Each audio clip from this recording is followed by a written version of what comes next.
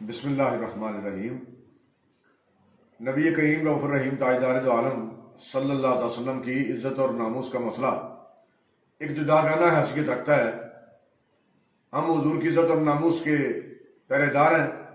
اور کوئی کلمہ پڑھنے والا شخص نبی علیہ السلام کی عزت اور ناموس پر پہرا دیے بغیر قطعاً مومن نہیں ہو سکتا۔ فرانس والوں نے سرکاری طور پر حضور صلی اللہ علیہ وسلم کی گستاخی کی، جس پر تحریک لبیک یا رسول اللہ میدان عمل میں آئی اور جملہ کارکنان قائد تحریک فیض آباد پہنچے۔ پھر حکومت پاکستان کا اور تحریک لبیک یا رسول اللہ کا معاہدہ طے ہو گیا،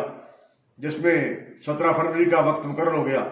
لیکن 17 فروری آنے سے پہلے حکومت پاکستان کی تحریک لبیک یا رسول اللہ سے دوبارہ نشست ہوئی، جس پر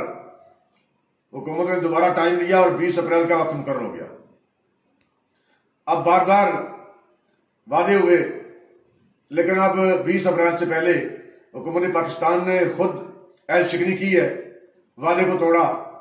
اور تحریک لبیک یا رسول اللہ کے مرکزی امیر کو گرفتار بھی کر لیا اور صاف صاف معاہدے سے انکار کر دیا کہ ہم قطعاً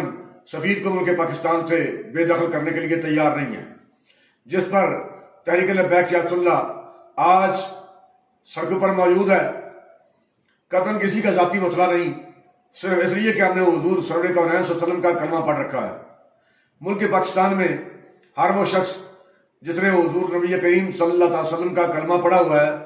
اس کی خدمت میں یہ گزارش ہے کہ آپ کا کسی بھی شعبہ زندگی سے تعلق ہے، آپ ڈاکٹر ہیں، وکیل ہیں، انجینئر ہیں، سائل ہیں، جس بھی شعبے سے تعلق رکھتے ہیں، ہم سب سے پہلے مسلمان ہیں، حضور کی عزت اور ناموس کے محافظ ہیں، بعد میں ہمارا کسی شعبے سے تعلق ہے۔ تو اس لیے ہم سب کا ولی فریضہ ہے کہ ہم حضور کی عزت اور ناموس کا پہرا دیں۔ تو آپ حضرات کی خدمت میں گزارش ہے کہ آپ اس وقت گھروں کو چھوڑ کر سڑکوں پر نکلیں اور نبی علیہ السلام کی عزت اور ناموس کے تحفظ کے لیے ہمارے ساتھ کھڑے ہو جائیں۔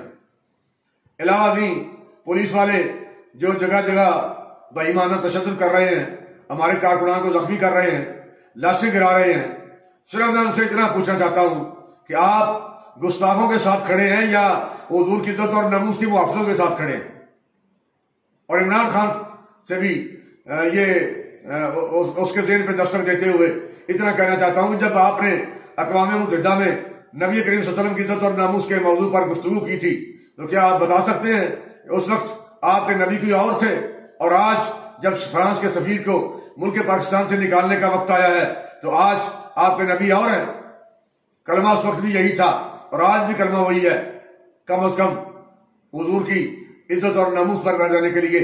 اپنے مسلمان ہونے کا ثبوت فراہم کرے، اور ہر پاکستان کا ہر شہری اپنے کلمہ پڑھنے کا ثبوت فراہم کرتے ہوئے اپنی غیرت کا اظہار کرتے ہوئے سڑکوں پر نکل کے نبی علیہ السلام کے محافظوں کے ساتھ آپ کھڑے ہو جائیں، تاکہ میدان معاشر میں نبی علیہ السلام کی بارگاہ میں سرخرو ہونے کے لیے آپ کے پاس کوئی جواز موجود ہو۔ لبیک لبیک لبیک یا رسول اللہ۔